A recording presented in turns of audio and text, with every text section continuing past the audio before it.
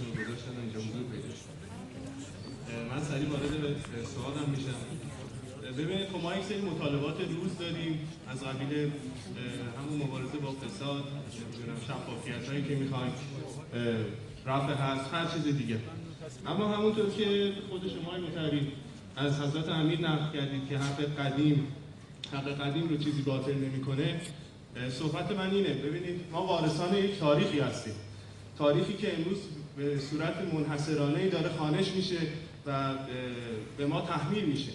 ما برای اینکه بتونیم برای این پشته تاریخی بایستیم، برای اینکه به آیندهمون درست‌تر نگاه کنیم، نیاز داریم جعبه سیاه‌های تاریخمون رو واکاوی کنیم. همونطور که علی مطهری به درستی وارد برخی این مسائل تاریخی شد، این وظیفه و حق ماست که وارد این مسائل بشیم. ما باید بپرسیم که سال 67 چه اتفاقی افتاد؟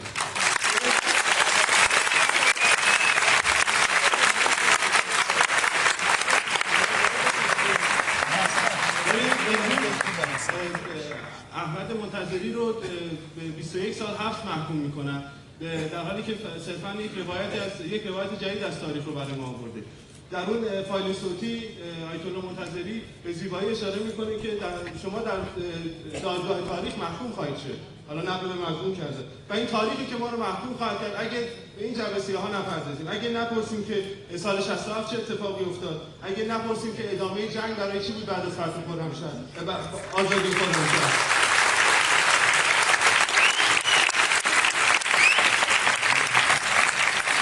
این سوالات نسل امروز ما، نسلی که وارث این تاریخ هستیم، این تاریخ درد و رنج هستیم، برای همونطور که خود آقای مطهری نسبت به سفارت هم این سوال رو مطرح کردن که چرا گروگانگیری اینقدر طول کشید. من اصلا سوال رو شاید ریشه‌ای‌تر بخوایم مطرح کنیم، بگیم که چرا اصلا گروگانگیری اتفاق افتاد، چرا اشغال سفارت شد، در قطعه زنجیره چه اتفاقی افتاد، این جعبه سیاه‌ها رو چرا مبارزه می‌کنیم.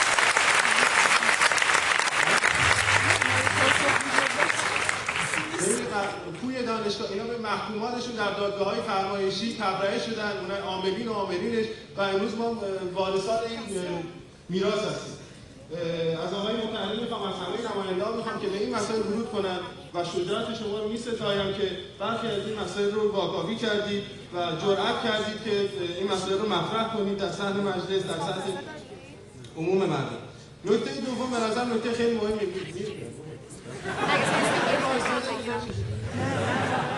ببینید همونطور که گفتم تاریخ عادل‌ترین دادگاهی است که میتونه ما رو محکوم کنه و من میترسم از اون روزی و یقین دارم که ما محکوم تاریخیم، چرا که در قبال مسئله سوریه اینطور سکوت کردیم.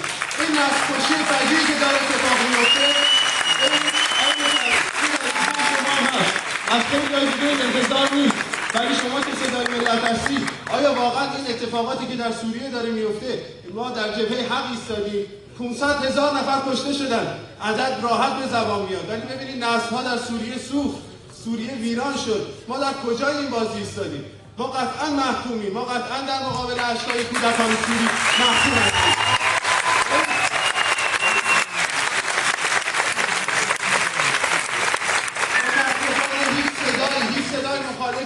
با این روایت منحصرانه شنیده نمیشه. حتی علی مطهری این صدا رو نداشته.